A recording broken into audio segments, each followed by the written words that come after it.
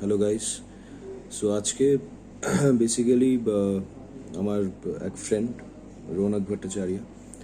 So he is a very good craft based worker, model craft basically করে।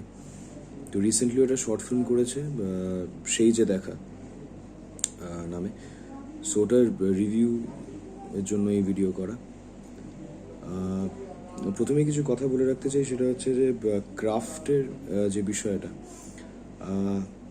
Art নিয়ে বলতে হয় তাহলে সেই বিষয়। আর্ট এর মিডিয়াম অফ এক্সপ্রেশন, যে কোনো শিল্পের মিডিয়াম অফ এক্সপ্রেশন হয় একটা।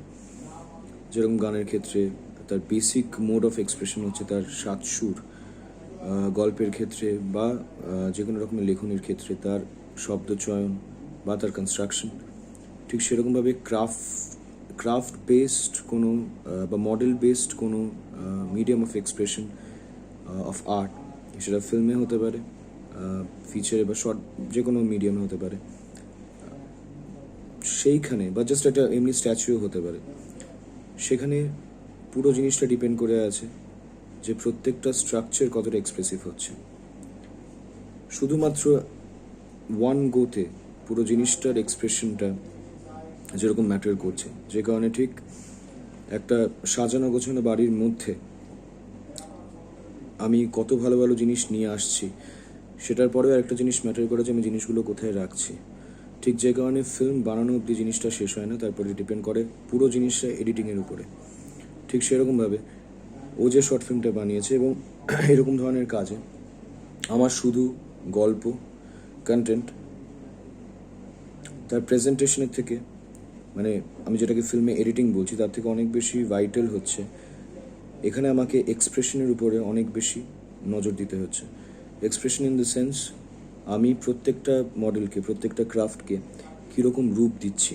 এবং তার জন্য এটা কেন কঠিন আমি বলছি, বিকজ আমাকে তার আগে কন্টেন্টের সাথে সে মতন করে প্রচণ্ড স্কিলড একটা হাতে জিনিসটার তৈরি করতে হবে। প্রত্যেকটা মডেলকে, প্রত্যেকটা রাস্তা যেরকমভাবে দেখিয়েছে, আমি শেয়ারও করেছি আমার ফেসবুক পেজে, করেছি, প্রোফাইলে শেয়ার করেছি সেটা। সেখানে আমাকে গল্পের কন্টেন্টের সাথে ম্যাচ করিয়ে প্রত্যেকটা জিনিস এক্সপ্রেসিভ করতে হবে, not in terms of how it's going, গল্পটা কীরকমভাবে তৈরি হয়েছে, নট ইন টার্মস অফ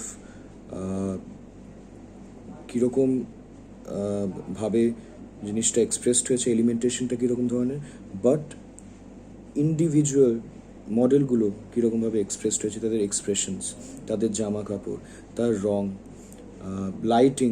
এটা তো অন্য ক্ষেত্রে আমি চলে এলাম, জাস্ট এলিমেন্টেশনের কথা বলছি। আমি বলছি যে প্রত্যেকটা মডেলের স্ট্রাকচার যেটা, সেটা খুব ইম্পর্টেন্ট এখানে। তো যত লেস এক্সপ্রেসিভ যত ফর্ম অফ আর্ট হয়,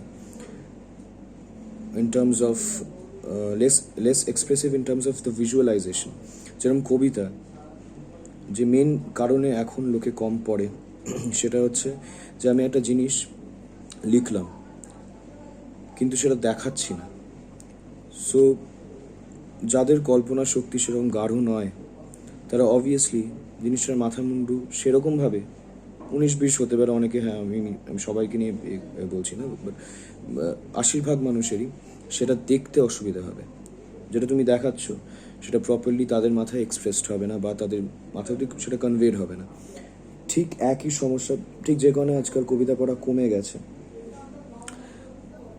আজকাল বলে না, যে কোনো সময় থিয়েটারের চল বা যে কোনো ভিজুয়াল এক্সপ্রেসিভ আর্ট ফর্ম, সেটা চল টিপিক্যালি আমার মডেল ক্রাফট বেসড ওয়ার্ক বা কবিতার থেকে, বা যে কোনো নন এক্সপ্রেসিভ একটা স্ট্যাচু বা একটা আর্কিটেকচার বা ছবি, এগুলো থেকে ফার গুণে বেশি অ্যাটেনশন সিকিং, বেশি অ্যাট্রাকটিভ, বিকজ আমাকে নিজে থেকে কিছু বুঝতে হচ্ছে না। ইটস অল ভেরি ইনস্টিংটিভ, আমার কাছে চলে আসছে অটোমেটিক্যালি, একটা নেশার মতো, যেটা আমাকে জোর করে নেশা করতে হচ্ছে। বা আমি জোর করে কথাটা ভুল ইউজ করছি, আমি বলছি আমাকে একটা জিনিসের মধ্যে ঢুকতে হচ্ছে, আমি ভালোবেসেই ঢুকছি, খুব ইনস্টিংটিভলি আমি পুরো জিনিসটা করছি। কিন্তু একটা জিনিসের চলে আসা, হঠাৎ করে বৃষ্টি নামা, আর অনেকক্ষণ ধরে বৃষ্টির অপেক্ষা করে থেকে তারপর বৃষ্টি নামা, দুটোই সুন্দর লাগে দেখতে। বাট হঠাৎ করে বৃষ্টি নামার মধ্যে একটা অন্যরকমের বিউটি আছে, যেটা ফিল্মের মধ্যে আছে, যেটা কবিতার মধ্যে নেই।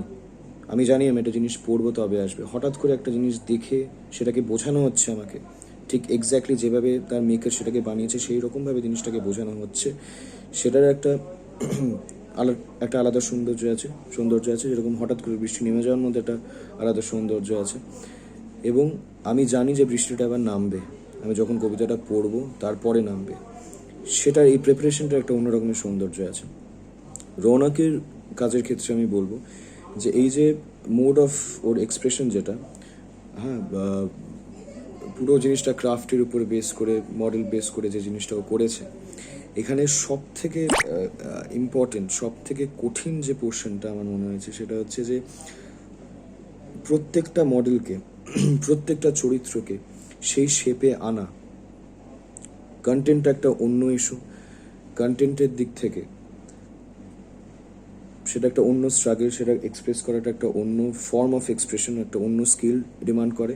আর আমি প্রত্যেকটা মূর্তিকে, প্রত্যেকটা মডেলকে, প্রত্যেকটা স্কাল্পচারকে, প্রত্যেকটা আর্কিটেকচারকে আমি যেরকমভাবে সাজাচ্ছি, যেরকম রিপ্রেজেন্ট করছি, তাদের যে খুঁটিনাটি, যে সূক্ষ্ম যে জিনিসগুলো, সেগুলো একটা অন্য রকমের এক্সপ্রেশন কনভে করছে।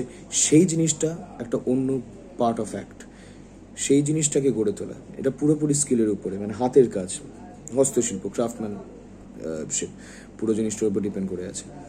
আমি এই জিনিসটা আগে ঠিক করতে হয় যখনই আমি খুব non expressive medium of art form নিয়ে আমি কাজ করছি, খুব কম এক্সপ্রেসিভ, মানে সবাইকে আমাকে বুঝিয়ে দিতে হবে এরকম একটা মিডিয়াম অফ আর্ট, সেখানে আমাকে অবভিয়াসলি সেই স্কিলটা থাকতে হবে, যেটা অ্যানিমেশনেও লাগে। অ্যানিমেশনে যেটা লাগে প্রচণ্ড রকম একটা ধৈর্য লাগছে। Apart from being a very good artist, you have to be a very patient person, কারণ নইলে তুমি পুরো জিনিসটার ফ্লো সেরকমভাবে বোঝাতে পারবে না। তো সেটা আমার দেখে খুব ভালো লেগেছে যে রৌনক সেটা একদম পুঙ্খানুপুঙ্খভাবে মেনটেন করেছে পুরো ফিল্মটাতে। খুব সুন্দর একটা কাজ, আপনারা সবাই দেখুন, আমি শেয়ার করেছি আমার প্রোফাইলে, রৌনক ভট্টাচার্য, আপনি ফেসবুকে সার্চ করে দেখতে পারবেন ওর প্রোফাইলে। শর্ট ফিল্মটা দেখুন, আশা করছি সবার খুব ভালো লাগবে, আমার তো খুবই ভালো লেগেছে। এবং আমি এটাই বলছি, মানে মেনলি কন্টেন্টটাকে এরকম ধরনের একটা ক্ষেত্রে এক্সপ্রেস করার পুরোপুরি দায়িত্ব থাকে আর্টিস্ট।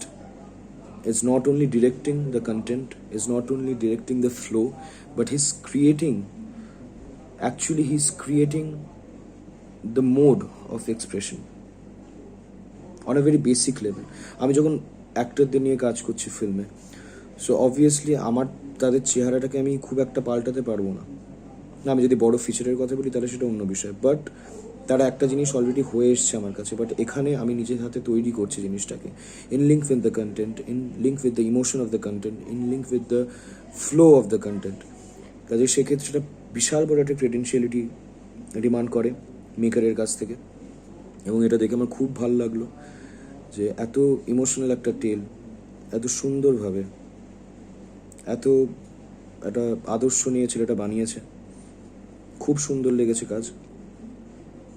এবং এর থেকেই বোঝা যায় যে আপনি সেই স্কোপ হয়তো এখন খুব কমে গেছে, এই ধরনের কাজ মানুষ খুব কম দেখতে চায় বা সময় নেই মানুষের হাতে, বাট তার মধ্যেও এই যে ইচ্ছেটা মানুষের, যে কোনো রকমভাবে আমি যে কোনো ইমোশন ইমোট করতে পারি, আমি প্রেজেন্ট করতে পারি, এই ইচ্ছেটাই সব থেকে বড় পাওনা ওর কাছে এবং আমাদের কাছে যারা আমরা ছবি দেখি। কাজেই এর থেকে বড় আর কিছু সাকসেস আমার মনে হয় না হতে পারে যে আজ ওর ছবি বা আমার ছবি বা আপনাদের ছবি, যারা এই বানান না কেন, যারা এই প্রফেশনে আছেন না কেন, তাদের কত জনের কাছে পৌঁছেছে তার থেকেও বড় বিষয় সেটাকে ঠিক মতন করে রিপ্রেজেন্ট করা। আমার সেটা সব থেকে ভালো লেগেছে যে খুব সিনসিয়ারলি ছেলেটা করেছে। আপনারা সবাই দেখুন, খুব ভালো লেগেছে আমার, আপনাদেরও খুবই ভালো লাগবে আশা করি। এবং আরও অনেক কাজ আসছে সামনে, অনেক পরিকল্পনা রয়েছে, আমার দিকেও অনেক পরিকল্পনা